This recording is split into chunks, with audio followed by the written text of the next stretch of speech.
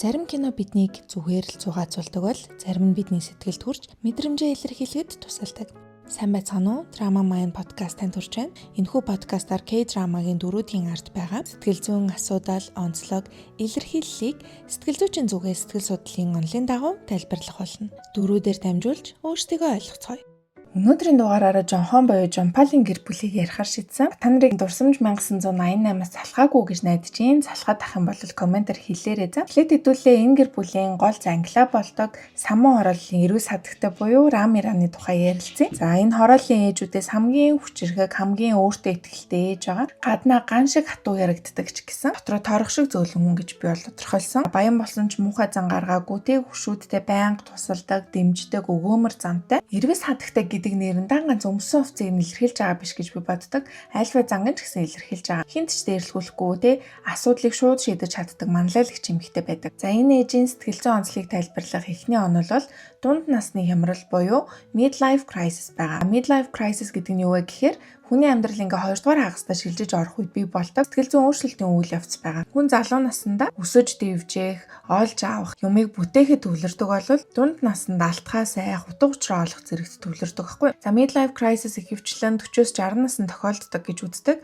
Хүн болгоно мэдээж өөр, зарим хүнд бол midlife crisis байхгүй ч гэж болно. Ямар хүмүүст ихэвчлэн тохиолддог вэ гэхээр амьдралынхаа тодорхой нэг үүрэгт жишээлх юм бол зөвхөн ажилдаа анхаардаг байсан бол эсвэл зөвхөн хүүхэд өсгөхдөө хит их анхаардаг байсан бол энэ хямрал илүү хүнд тусах хандлагатай байдаг гэж үздэг. Хямралын шалтгаан нь нэгдүгээрт бие махбод болон гормоны өөрчлөлт. Энэ бол ердөөсөө ингээ хамгийн анхны бөгөөд ингээ хамгийн нүдэнд харагдах үзний шалтгаан байгаа байхгүй. 40 наснаас эхлээд хүний бие ерөнхийдөө физиологийн хувьд насах гэж байгаа гэдэг тохионуудыг ингээд өгч эхэлдэг. За урчлээс нэмэгддэг ч юм уу те цагаан ус бий болдог ч юм уу, эрч хүч буурдаг ч юм уу те. Иймэрхүү зүйл баг багаар ажиглагдаж болно. Шууд ингээд өөрчлөгддөг гэсэн үг биш шүү.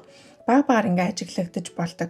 За дээрэс нь ингээд гормоны өөрчлөлтүүдээс болоод хүнд ингээд нэг тийм нас явж байгаа гэсэн мэдрэмж энэ наснаас эхлээд хүчтэй мэдрэгдэж болно. За хоёрдугаарт нь болохоор life review хийдэг үе буюу одоо амьдралд нь яг юу болсон те миний одоо энэ өнөөдрийг хүртэл энэ амьдрал яг ямар учиртай байв буюу хүн амьдралынхаа талд эрэхтэй өөрийн мэдлэхгүй би юу хийж бүтээв гэж өнгөрснөө дүгнэж эхэлдэг байгаа байхгүй юу. Тэгэнгүүт хүлээлт ба бодит байдлын зөрүү бий болж магадгүй буюу хүн болгол ингээд залуудаа мөрөөдөж байгаа, жоохондоо мөрөөдөж байгаа тийм магадгүй тэгээ залуудаа өөрийгөө 45 наснда ийм амжилтанд хүрсэн байна гэж бодсон ч гэсэн бодит байдал дээр зүгээр л нэгдээ дундаж амьдралтай зүгээр л нэг гэр эзэгтэй ч юм уу зүгээр л нэг айлын одоо гэрээ эзэн болцсон. За тэгэнгүүт яг хүлээлт болон бодит байдлын зөрүү үсээд энэ үе ингээд хүчтэй харамсал мэдэрч болно. Эсвэл хэрвээ би ингээд одоо л энэ амьдралаа өөрчлөхгүй бол дахиж хизээч надад боломж олдохгүй мэн гэсэн тийм мэдрэмж одоо төрөөд гинтийн шийдвэрүүд бий болдог байж болно. Ажлаа солих ч юм уу, тий шинэ одоо харилцаа хайх ч юм уу. Тиймэрхүү зүйлүүд ингээд ажиглагдаж эхэлж байна. За 3 дугаарт нь болохоор дүр болон үүргийн өөрчлөлт буюу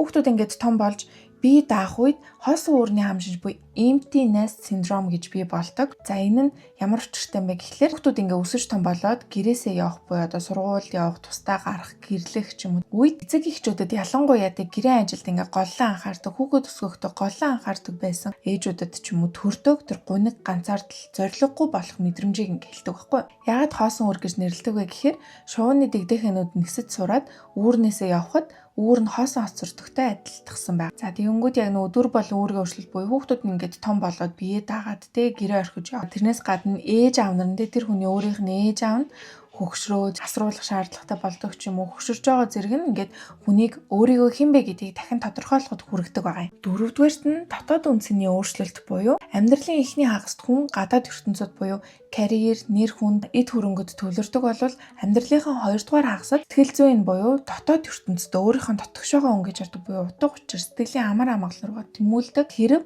энэ хоёр ертөнцийн тэнцвэрийг олж чадахгүй бол дотоод зөрчил үүсээд тэр нь хямрал болж илэрх боломжтой. За ямар шинж тэмдгүүд илэрдэг вэ гэхээр утга учирын эрэлхийлэл буюу те би одоо ингээл зүгээр л хоол хийж гэр цэвэрлэх гэж төрсөн хүн юм уу? Би зүгээр л юм хийсээр байгаа л одоо ингээ насыг барах юм уу? За гинтийн гуйнаг эсвэл ганцаардал буюу одоо гэр бүл дотор байгаа хэрнээ хинт ч хэрэггүй болсон юм шиг санагдах те гэр бүл дотор байгаа хэрнээ ганцаардсан мэдрэмжүүдийг ихэвчлэн эмэгтэйчүүдэд ажиглагддаг role loss буюу ээж нар бол ингээл гэр бүлийн хамгийн чухал дүр байдаг штэ. Гэтэл тэр гэр бүлдэх өөрийн тэр үн цэнтэй бий болгосон дүрээ алтхаас айх мэдрэмжүүд бий болж болно. Амьдралын юм аяга өөрчлөх хүсэл бий болж магадгүй тийм.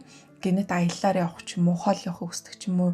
Рамиран бол гэрээсээ тоног холддог штэ. За дөрөвт нь өнгөрсөндөө харамсах буюу залуу байхдаа тэгдэг байж тийм юм нэг хийгээ бүтээсэн бол тэгэж үдсэн бол гэдэг ч юм уу. Иймэрхүү бодлуудад автах, гадаад төрхөндөө анхаарах буюу залуу харагдах гэж хичээсвэл эсрэгээрээ өөрийгөө гаргуунд нь гарах зэрэг шинж тэмдгүүд ажиглагдаж болно. Тэгвэл одоо хэдүүлээ Рамираны гэртээ ирсний дараа хямардаг нэг хэсгийг нь үзье.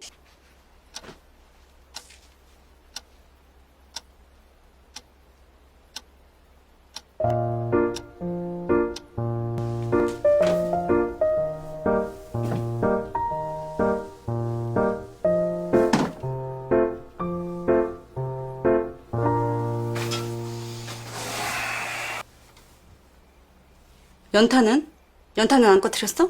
어머, 제 방 억수로 드시다. 빨래는? 비웠는데 빨래 안 걷었지? 다 걷었습니다. 형이 걷어서 장롱에 다 넣어놨어요. 내 뭐라도는 우리 잘 지낸다 캤지. 당신 없어도 우리 한 개도 안 불편하더라. 걱정하들들들 말아. 응? 당신 배 안 고프나? 내 당신 좋아하는 만두 굽고 났다. 됐어, 당신이나 먹어.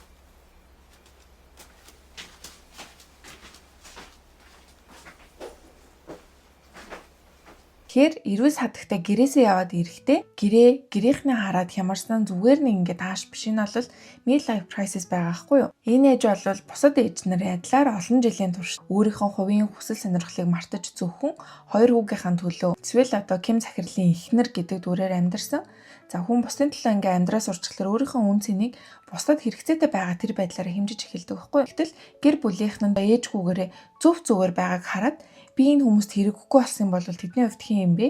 Тэгээ миний яг одоо ингээд оршихуун утга учир яг юу юм бэ? Би яагаад амьдарч байгаа гэдэг айцтай нүр тулсан. Энэ бол midlife crisis-ийн гол цөм буюу өөрийгөө алдах мэдрэмж байгаа. Ээжийнх нь хувьд тэр замбраагүй гэртээ өлссөн хүүхэд өөрийг нь байхгүй ингээд харж байгаа алдж байгаа тэр байдал нь тухайн хүнд би амьд байна, би энэ гэр бүлд хэрэгтэй хүн юм байна гэдгийг батлах хамгийн том баримт нь байсан. Хямрал гэдэг ердөөсөө заавал нэг тийм том асуудлаас эхэлдэггүй.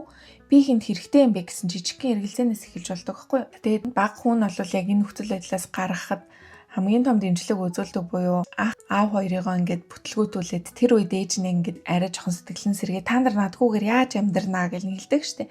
Тэр бол энэ хүний яг амьдралынх нь оршихуун утга учир нь болж байгаа гэдэг нь харагдаж байгаа байхгүй. Тэгэхээр ингээд midlife crisis бол маш түгээмэл байдаг. Энэ хямралын үеэс хэрхэн яаж гарах вэ гэхлээр ерөнхийдөө хямрал биш харин дахин төрөх боломж гэж харах юм бол хямралаас гарахад илүү амар байна гэж үздэг. Хосын харилцаан дээр жишээлх юм бол хүүхэд гарахаас өмнөх шиг эхнэр нөхрийн харилцаанд анхаарлаа хандуулах, шин сонирхол, хоббитэй болох ч юм уу, сурахыг хүсдэг байсан зүйлээ эхлүүлэх ч юм уу. Харилцааны шинэлбэр буюу хүүхдүүдтэйгээ асран хамгаалагчийн дүрээр биш харин насан турш найзууд шиг харилцаж сурах хэрэгтэй гэж үздэг. Харин тустайгаараа дуудаагүй байгаа эсвэл гадагшаа яваад ээж аваасаа хол байгаа сонсогчд маань ээж аавтайгаа ойрхон ярьж байгаарай. Ээж аавынхаа хоббитэй болоход нь харилцаагаа сайжруулахад нь дэмжлэг үзүүлээрэй.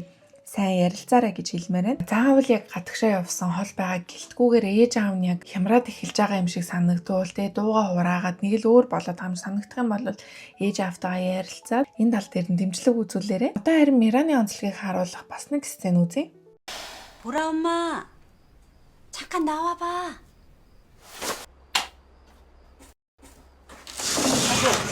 아이고, 선이야. 이 시간에 어쩐 일이고? 친정에서 옥수수 보낸 게 있어서. 아이고, 그렇습니까? 만나겠네. 나 갈게, 얼른 자.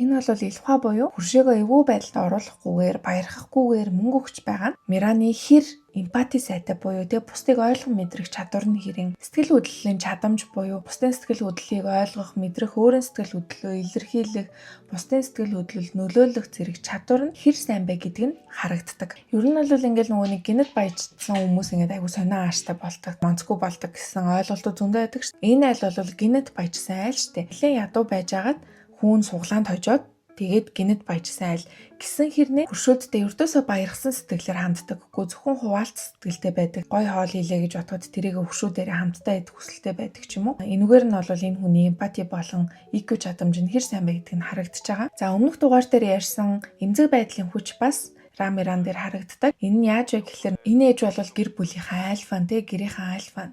За хүүхдүүдийн төсөөлөлд ингээл боловсралтай, бүхнийг чаддаг, бүхнийг мэддэг хүн гэдэг дүртэй байсан. Тэнийг удаа хүн баг хүн залгаад пассворд дээрх англи нэрээ яаж утсан бэ нийлээд үг гэдгсэн чинь уншиж чаддаггүй шүү дээ. Тэгээ тэрийг ингээд шууд ээж нь уншиж чадахгүй наа гэж хэлж чадахгүй. Хэд удаа ингээд булзааруулж үздэг. Түрүү хэлсэнчлэн бүх насаа ингээ хүүхдүүдийн төлөө зарцуулсан. Тэгээд эднэр нь ингээ дутуу учир нь байгаа. Өөрөө бас өөрийгөө бахархалт ээж гэдэг дүрээр сайн харуулсан боловч энэ хэсэгт энэ нүүр нь байхгүй болох гэж байгаа мэт санагдаад ичж байгаа нэг ингээд үзэгдэл байгаа байхгүй. Тэгээ хэд булзааруулсныхаа дараа аргаад талаад намуух нартай аягүй зөөлөхнөр тийм ичсэн байдлаар ухаанаа ээж нь англи хэл мэдэхгүй шүү дээ гэд хэлдэг штэ. Энд бол яг эмзэг байдлаа хүч болгож ашиглаж байгаа буюу хүч болгож чадсан буюу өөрийнхөө мэдэхгүй чадахгүй байгаагаа хүлээн зөвшөөрсөний үр дүнд хүүтэйгээ илүү сайн ойлголцож хүүгээсээ илүү их халамж анхаарлыг мэдэрдэг штэ. Хүүн ердөөсөө нөгөө ээжээгээ шоололгүйгээр зүгээр пассвортын дээр нь харандаагаар яаж дуудахыг ингээ бичээд өгсөн байдаг те. Энэ бол эмзэг байдлын хамгийн том хүч агаа. Өмнөх дугаар дээр хэлсэнчлэн бид нар өөрийнхөө чадахгүй байгаа, мэдэхгүй байгаа зүйлийг хүлээн зөвшөөрөх юм бол харилцаа шин түвшинд гарах боломжтой, өөрт мэдрэгдэж байгаа тэр хүнд чабаас багасах боломжтой байдаг. Хоёр дахь тайлбарлах дүр бол энэ айлын аав байгаа, айлын хошин байдлаараа алдартай Ким захирал. За энэ аавын онцлог нь хөгжилтэй биш гэсэн хөгжилтэй байх гэж хичээдэг, хүлээцтэй, уян хатан, за хүүхдүүдийн хүсэл сонирхлыг дэмждэг, дээрэс нь баян болсон хэрнээ маш хэмнэлттэй амьдардаг хүн байгаа. Зарим тохиолдолд ерөнхийдөө жоохон гэр бүлд үн цэнэг үуч юм шиг тийм. Баян алиасараад нөгөө үг нь ингээд үг болж чохоо болцсон ч юм уу, тоогоо болцсон ч юм уу, ээж нь илүү ингээд хүчтэй тийм зүйл ажиглагддаг штэ. За энэ нь яагаад үгүй гэхэлэр гэр бүлийн системийн онолоор гэр бүлийн нэг гишүүн хитрхи идэвхтэй хитрхи шийдэмгий гэр бүлийн бүх ачааг нуруундаа өөрч чаддаг хүчтэй дүртэй байх юм бол нөгөө хүн нь заавал пассив буюу идэвхгүй байдал шилжиж тэр гэр бүл доктортойгоор оршин тогтнодог гэж үздэг байхгүй. Тэгэхээр нөгөө нэг рам буюу ээж нь бол тэр гэр бүлийн over functioning хит идэвхтэй дүрнэгаа бүхнийг ингээд зохицуулдаг учраас гэр бүлийн бусад гишүүд шийдвэр гаргах шаардлагагүй болдог. Харин Ким захирал буюу аав нь болохоор under functioning буюу идэвхгүй дүр. Эхнэрийнхээ тэр хүчийг эсэргүүцэх биш те. Эхнэртэй зай тавьж өгч арт талд нь байж чаддаг юм байхгүй. За энэ бол аав нь сул доройдоо биш тухайн гэр бүлийн дотоод уур амьсгалыг тайван байлгах, зөрчлөө сэргийлэх, доктортой байдлыг хадгалж байгаа хэлбэр ахна. Аавд нь угаасаа тэр гэр бүлээ доктортой байлгах, зөрчилгүй байлгах гэдэг нь аюул чухал байдаг штеп. За хэрвээ аав ээж хоёр хоёулаа хит идэвхтэй байх юм бол нэг машиныг хоёр хүн зэрэг жолоодохтой адил буюу өдөр тутмын жижиг асуудлаас эхлээд том асуудал хүртэлх бүх зүйл дээр миний зөв чиний буруу гэсэн сөргөлдөн үүсдэг. Ийм гэр бүл бол ер нь тайван амгалан бус байнга тийм дайны бэлэн байдалд байх магадлалтай. Тэгэхээр түрүүн хэлсэнчлэн аавын бас нэг үндсэн зорилго нь гэр бүлийнхаа уур амьсгалыг тайван байлгах. Тайван байлгахын тулд нөгөө сонин үйлдэлүүдээ хийгээд хөгжилтэй байх гэж хичээдэг байж болно. Иннээс гадна humor as a defense mechanism буюу хошигнол хэлбэрийн хамгаалах механизмтай байж болно. За сэтгэл судлал хошигнолыг хоёр байдлаар ангилт юм байна л да. Нэгдүгээрт нь болохоор бусадтай холбогдох зорилгоор хошигндог. Хоёрдугаарт нь өөрийгөө доош их замаар зөрчлөөс цухтаадаг гэсэн. Энэ аавын хувьд энэ хоёр хоёулаа байж болно буюу өөрийгөө шоолж нөхцөл байдлыг зөвлөрүүлж рамираны хүчийг, бухимдлыг сааруулдаг буюу зөрчил маргааны үед гал хамгаалагчийг ажилдаг. За дээрэс нь emotional safe distance буюу нөгөө эрэгтэй хүн сэтгэл хөдлөлөг гаргадаггүй гэсэн нийгмийн хүлээлт байгаа шүү дээ. Тэр хүлээлтээс шалтгаалаад өөрийн тэр мэдрэмж, дотоод бодлого гаргаж чадалгүй оронд нь тийм хөвгчлөлтэй байж алиа хошин зүйл ярьж гэр бүлийнхэнтэйгээ ойр байдаг буюу. За тэгээ хэрвээ ингэ serious яриад ах юм бол хүүхдүүд нь өөрөө ч эвгүй байдалд орч магадгүй гэсэн тийм таагүй мэдрэмж байгаа учраас хөвгчлөлтэй байдлаар өөрийнхөө санаа бодлыг илэрхийлдэг. Токсоны ааваас яг эсрэгээр агаахгүй. Токсоны аав бол яг тэр нөгөө сэтгэл хөдлөлөө илэрхийлдэггүйгээд хүчтэй дүүрээ уур бухимдлаар ингээ гаргадаг штеп. Энэ аавын хувь хөгжилтэй байдлаар гаргадаг. Тэгэхээр гэр бүлийн хин нэг гишүүний тэр утгагүй санагдаж байгаа тэр тоглоомнууд, шоглоомнууд ч юм уу эсвэл алиалж байгаа тэр хошигнолууд нь зарим тохиолдолд тухайн гэр бүлийн уур амьсгалыг зөөлрүүлэх зорилготой үйлдэлүүд байж болдог байна. За өөр нэг онцлог зүйл нь аав нь ингээ баян болсон ч гэсэн баян шиг байдаггүй штеп. Хуучин юм адсаж хэрэгэлдэг, хямдхан хувцас авдаг, хямдхан юм авдаг гэж ихнэртэй үүдээ байнга хэлүүлдэг. Энэний шалтгаан нь юу аж болох вэ гэхлээр scarcity mindset буюу хомсдлын сэтгэлгээ байж болно. Энэ нь юу вэ гэхээр удаан хугацаанд дутагдaltaй амьдарсан хүний тархинд суудаг нөөц дуусахгүй гэсэн байнга айц. За юу гэсэн үг гэхээр одоо эднийх бол маш олон жилийн туршид ингээ ядуу хонглын өрөөнд амьдардаг байсан шүү дээ. Өнөөдөр идэх хоолойгоо болоогээр санаа зовж амьдарсан. Гэтэл гинт ингээ баяжсан нь survival mode буюу амьд үлдэх гормоос нь гаргаж чадаагүй байж болно. айжмаар баяжаагүй гинт баяжсан байгаа учраас. Тэгээ нөгөө айхтар хөдөлмөрлөж баяжаагүй те гинтийн азар баяжсан шүү дээ. Одоо ингээл юм авахдаа хамгийн хямдыг юм ч юм уу таарах нэг нь авдаг эсвэл хуучин одоо хэрэглэхгүй байгаа юм ингээд хайж чаддгүй тархинд нь нэг л өдөр ингээд бид нар буцаад ядуу болно. Тэр үед ингээ хэрэг болно гэсэн айдас нөлөөлж байгаа байж болно гэж аахгүй.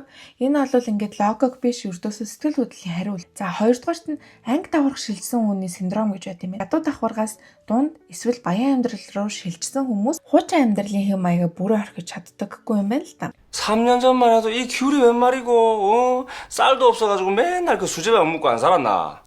내는 그 철가방 멜 때 생각하면 지금 이래서 하는 것도 꿈만 같다. 또 그 옛날 얘기 그냥.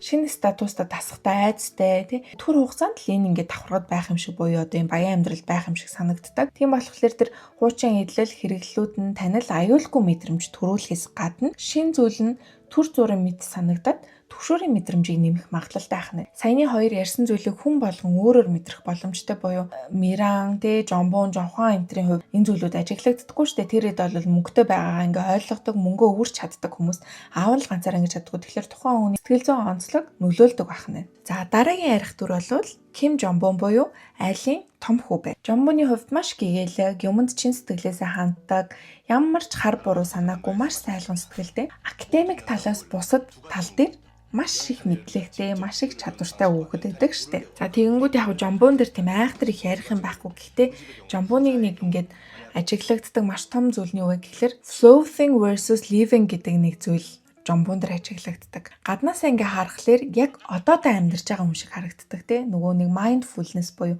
mindful хүн юм шиг өдөр тутмын жижигхэн зүйлээс ингээ баяр баясгалыг олж чаддаг. Тэгээ хоол, хөгжим, хобби гэдэг янз бүрийн сонирхлоос маш их таашаал авдаг. Ирээдүг ингээ хит төлөвлөдөггүй, өнгөрсөндөө хит харамсдаггүй хүн шиг харагддаг. Гэтэ магадгүй яг үнэн хэрэгтэй одоотой амьдарч чадахгүй одоогоос цухтаад байгаа хүн байж болно гэж үзэж байгаа. Яагаад вэ гэхээр олон жил ингээ шалгалтанд унсан тий тухайн үеийн одоо солонгосын гэр бүлүүдэд том хүүхдүүд бол маш их чухал ач холбогдолтой байсан. Гэтэл амжилтгүй байгаад байна. За дээрэс нь ингээ жил болгон шалгалт өгж байгаа болохоор гэр бүл нь тэр хэрээрээ хүлээлттэй байгаа. Хүлээлт их байх тусам тэр хэрээрээ дарамт нь ингээ мэдрэгддэг байж болно. Тийм болохоор Жомбон одоогоос цухтаж буюу бодит амьдралын хариуцлагаас цухтаад өөрийгөө тайван байлгах тэр жижигэн ертөнцийн шургаад гүн ордог байж болно гэж үзэж байгаа хгүй би. За хүн болвол те маш их ингээд ичхүүр дарамт мэдрэхээрээ тархиа салгах арга хэрэгэлдэг. За хичээлээ хийх ёстой ч гэсэн хийх үед нөгөө нэг бүтлгүүтлийн дараах их чүүрийн мэдрэмжтэй одоо гимшлийн мэдрэмж энэ төр нь бий болоод идэг болохоор зүгээр өөр зүйл төвлөрөхийг хичээдэг байж болно. За тэгэхээр нөгөө floating versus living гэдэг нь болохоор амьдрахгүйгээр зүгээр амьдралдаа хөвөөдэж болно гэж үзэж байгаа. За дээрэс нь нөгөө хүн стресстэй нөхцөл байдалд зүхт эсвэл тэмцэх гэсэн стрессийг даван туулах аргыг хэрэгэлдэг. За тэгэнгүүт Жомбоны хувьд бол магадгүй зүхт гэсэн даван туулах аргыг хэрэгэлдэг байж болно. Юу гэсэн үг вэ гэхээр mindfulness бол тэ асуудлаа ухамсарлаад одоо цагт төвлөрөхийг хэлдэг бол avoidance нь асуудлаа харахгүй байхын тулд өөр зүйл төвлөрөхийг хэл. Тэгэхээр Жомбон бол ердөөсөө нөгөө нэг одоодоо байгаа юм шиг мөртлөө тэр асуудлаа одоо чадахгүй байна гэсэн тэр мэдрэмжээ мэдрэхгүй тулд өөр зүйл маш гүнзгий бүр obsessed болж ордог байж болно. 자, одоо хэдүүлээ нэг сцен үзье. 아르바이트 하면서 경험도 쌓고 제가 지금 이 나이 먹도록 용돈도 탔었었는데 이제부터는 제가 알아서 하고 싶습니다. 제가 진짜로 하고 싶은 일이 있는데 За энэ бол Жомбоны өөрийгөө олсон тэр чөлөөлсөн үе байгаа. За яг тэр өөрийн төрөлхийн авьяас, дотоод хүсэл, сонирхолтой тулгуурлаад хоолны чиглэлээр ажиллахаар шийдээд эцэст нь төгсгөлд нь энэд ярьдаг штэ алдартай тоогооч болсон байдаг. Бүр зургатаар ингэ нэвтрүүлэг хийдэг. Эндээс юу харагдаж байгаа вэ гэхээр хүн өөрийнхөө сонирхлыг тэгээ өөрийнхөө жинхэнэ биеийг ингэ хүлээн зөвшөөрч нийгмийн хүлээлтээс татгалзах үед personal growth буюу хувь хүний өсөлт гэх юм. Хувь хүний өсөлт явагддаг гэдгийг Жомбоны дүр ингээ маш тодор, маш сонирхолтойгоор харуулж чадсан. Хэрвээ өөрийгөө ингээ чөлөөлж чадаагүй, өөрийнхөө өсөл сонирхлыг зөвшөөрөөд би ямар байгаа гэдгийг хүлээн зөвшөөрч чадаагүй болвол Жомбон магадгүй дахиад шалгалтаа өгж байгаа, дахиад шалгалтандаа унж байгаа. Энэ хэрээр өөртөө итгэл нь унаан дээ. Энэ хэрээр ингээ таагүй мэдрэмж нь өөрийг ингээ тавмгайлаад тэр цайлган, юмн сэтгэлээсээ ханддаг тэр хүн байхгүй болж болох магадлалтай. За дөрөвт ярих дүр бол энэ гэр бүлийн бас нэг томоохон гол дүр Жонхуан буюу Жомпол байна. За Жомполийн хувьд бол гаднаа юу ч тоодоггүй, анзаардаггүй юм шиг харагддаг ч гэсэн дотроо ингээ маш их боддог, бүгдийг анзаарч ажиглаж идэг. Гэр бүлийнхаа гишүүн хоорондох гүүрэн болдог хүүхэд байгаа байхгүй юу? За эмпати буюу бусдыг ойлгож мэдрэх чадвар, EQ буюу сэтгэл хөдлөлийн чадамж маш сайтай. Хайрын хэл нь маш тодорхой буюу үйлдэл байдаг. Хизээч ангаа ам хэлээрээ юу мэдэрч байгааг хэлдэггүй. За жишээлх юм бол автобусанд ингээд токсоныг чимээгүй л ингээд шахагдхаас унахаас ингээд хамгаалаа байж байдаг. Бороонд нороохгүйгээ зонтог байраа зогсож байдаг. Зонтог үлдээг явчихдаг тийм. Өглөө хамт явах гэж хүлээж байдаг. Гэхдээ ингээд нэг тийм хүлээгээгүй юм шиг царайдаг. За ээжрийгээ тавьжруулах гээд ахыгаа ингээд хүлдэг гэхэд амаараа юу ч хэлдэггүй хэрнээ үйлдэлээрээ маш их хайраа илчилдэг хүүхэд байдаг. Миний хувьд бол Жонхуан бас бураашиг parentified child юм болов гэж бодсон. Яагаад вэ гэхэлэр эцэг эхийнхээ сэтгэл хөдлөлийг зохицуулах зорилготой байдаг. Жонхооны хувьд ингээд ах нь айлын том хэрнээ тэр гэр бүлийн бодит асуудлуудад оролцох чадваргүй байдаг штеп. Угаасаа багаас зүрхний өвчтэй байсан болохоор гэрийнх нь ерөнхийдөө одоо ингээд бид нартай хамт амьдарч байгаа нь одоо маш том одоо зүйл гэж бодож хүлээж авдаг. Дээрээс нь ах нь юу хариуцлага хүлээдэггүй тий өөрийнхөө тэр дуртай зүйлдээ л хамаг цагаа зарцуулдаг. Тэгээ нөгөө нэг айлын том хүмүүсээс хүлээдэг тэр хичээл сургалтаас сайн байх гэдэг хүлээлтэнд хүрдэггүй. За аав дээрээс нь тийм ч хүчтэй фигур биш те. Фигур буюу дүр биш. За ээж нь хүчтэй ирнэ гэр бүлийнхаа төлөө ингээд маш их санаа зовнилтай, стресстэй байдгийг нь анзаардаг учраас гэр бүлийнхаа тэнцвэрийг хадгалах зорилгоор тэр цоорхой эсгүүдийг нөхсөөр байгаад parentified child болсон байж магадгүй буюу тэр гэр бүлийн тулгуур баг нь болсон гэж харагдаж байгаа. За одоо хэдүүлээ нэг сцен үзье. 엄마, 형 손댔어. 엄마, 아빠 또 연탄 날려먹었어.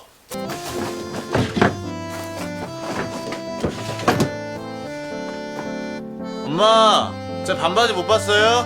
Энэ дээр бол ээж нь ингээд явж ирээд гунигтай байгааг анзаараад найзтайгаа ярилцж хагаад ээжийнхээ асуудлыг ойлгонгуутлаа тэр нь тохирсон үйлдэл хийдэн штэ. Гэтэ ингэхдээ зүгээр чимээгүй л ингээд зохицуулцдаг. Өрдөөсөө одоо тий ээж ингэсэн байна манайхаа одоо тийм эгээ биш.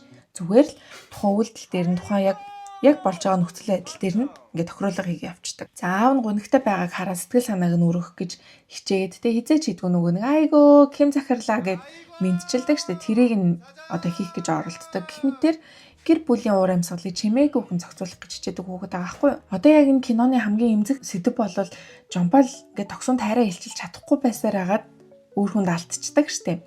Тэгээ бид нар ер нь бараг л бүх үзэгчид яг амьдрал дээр энэ тогсон Жомпол хоёр үерхдэг байсанд нь баярлдаг тий. Энэ хоёрыг бүтчихээсэ гэж бодсон ч бүтээгүй байдаг тий. Яг энэ тогсон тайраа илчлэхэд нь саад болсон зүйл нь энэ parentified child байсан нөлөөлдөг гэдгийг одоо ярилцъя. Parentified child буюу энэ parentified хүүхдүүд өөрийн хэрэгцээнээс илүү ингээ бусдын хэрэгцээ хүсэл сонирхлыг анхаардаг болдог. Жишээлх юм бол нөгөө ах нь зүрхний өвчтөй учраас нөгөө нисгэгч болох юмч боломжгүй. Гэхдээ нөгөө ах нь нисгэгч болмоор байна гэд хэлжсэн шүү дээ. Тэр өгүүлбэрийг Жомпол том болтлоо сэтгэлдээ тээсэр байгаад өөрийнхөө сонирхдаг зүйлд биш ахийнхаа хүсдэг зүйлийг сонгодог. 멋지다 조종사. 난 안 되겠지 뭐.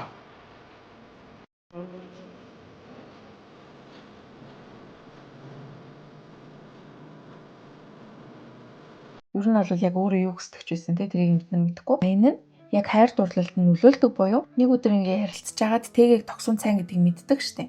Тэр цаг мөчөөс эхлээд ухардаг. Parentified хүүхдүүдийн хувьд өөрийгөө золиослох хандлага тэр хүүхдүүдэд ажиглагддаг. Тэгэхээр нөгөө нэг өөрийгөө золиослоод өөрийнхөө хүсэл сонирхлыг биш ахыхаа хүсэл сонирхлыг дагж гин. Найз нь тогсон цайн учраас тэрийг шууд ингээ булааж авах мэдрэмж өөрт нь байхгүй байна. Найзынхаа тэр хүсэлтэй тэр сонирхол нь өөрийнх нь хүсэл сонирхлоос илүү давж байна. Хоёрдугаарт Жомпол бол хизээч ингээ хувиа хичээж чаддаггүй хүүхэд хэрвээ найзыгаа сайн гэдгийг анзаарсан ч гэсэн өөрөө ирчээрээ дайрсан бол тэр гимшлийн мэдрэмжинд авамгайлаад жаргалтай байж чадахгүйсэн баг. Энэ хүүхдийн онцлог нь бусдын сөрөг сэтгэл хөдлөлийг өөрийнхөөсөө илүү хүчтэйгээр мэдэрдэг учраас буюу одоо бусад хүн гуйнаглах, бусад хүн ганцаардах, бусад хүн ямарх нь өөрийнхөө сэтгэл хөдлөлөөс илүү хүчтэй мэдрэгддэг байсан учраас өөрийгөө ингээ хойшин татчих байгаа байхгүй.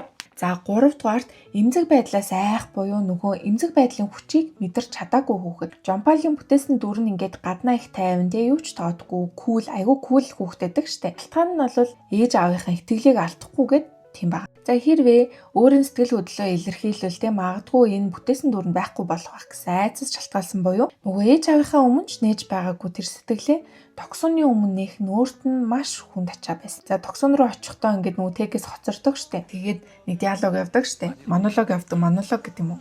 Явдаг штэ.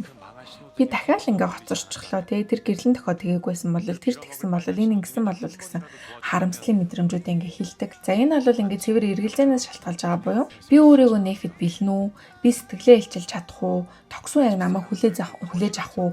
Би энийг хийх нь зөв гэсэн бодлууд нь хурдлагт нь саад болоод дүнг болсон. За тэгээ дээрэс нь нөгөө гэр бүлийнхаа өмнө алдаа гаргахыг хүсдэггүй хүүхэд байсан нь бүхэл нөхцөл алдаа гаргахгүй байх хүсэлтэй болгосон буюу хайраа илчлэх төгс цаг хугацаа, төгс нөхцөлийг хүлээсээр байгаа л алдсан. Буюу яг энэ зан нь өөрийнх нь тэр зөөлөн хүчгүй байгаа тэр байдлаа гаргахаас айсан тэр зан нь одоо л иш бол хизээч үгүй гэсэн мотивыг нь дараад идэг гэсэн мэж болно. Тэгэхээр Жампал бол хүүхэд наснаасаа үүрсэн ачаанаасаа болоод өөрийн хүсэл мөрөөдөл хайр дурлалаа хоригдог хүүхэд буюу өөрийн хүсэл сонирхлоо хязгаарладаг хүүхэд байсан. Гэр бүлийнхаа харилцааны гүүрэн болж байгаа хэрнээ өөрөө тэр гүүрэн дээр үлдсэн хүүхэд байж болох байхгүй юу? Тэг харин эсрэгээрээ Жампал шиг тийм ямар ч ачаагүй байсан учраас өөрийн сэтгэл зүрхээ шууд дагаад тогсонтой уулзч байгаа. Жампал бол энэ байдлаараа ерөнхийдөө энэ киноны өрөвдмөр дүрүүдийн нэг гэж би боддог. Өмнө хэлжсэнчлэнтэй гэрийн ажил, хүүхэд харах зэрэгээс илүүтэйгээр emotional parentification байх нь илүү олон сөрөг үр дагавартай байж болох юм байна. Бусдын сэтгэл хөдлөлийг зохицуулах гэж хичээсээр хагаад өөрийн сэтгэл хөдлөл мэдрэмжээ үл тодог хүн болж томрох магадaltaй байх нь шүү дээ. За энэ хүрээд өнөөдрийн дугаараа өндөрлөе. Тэгээ дараагийн дугаар энэ дурсамж 1988-ын сүүлийн дугаар байх байхаа. Тэгийн гэр бүлийг соноогийн гэр бүлтэй яриад дуусна гэж бодож байна. Тэгээ хэрвээ тэгтээ та хэд залхаад ах юм бол хэлээрээ би өөр кино бас ярьж болно шүү за. Дуустал нь энэ дугаарыг анхааралтай сонссонд баярлалаа. Подкастыг сонсдог хүмүүсийн бараг 90% нь subscribe хийгээгүй хүмүүс байт юм лээ. Тийм болохоор намайг миний хуудсыг subscribe хийгээрэй. Хэрвээ бичлэг таалагдсан бол лайк дараарай. Хэлэх санал байх юм бол комент дээрээ өнөөдрийн дугаараа энэ хүрээд дуусгая. Баярлалаа. Баяртай.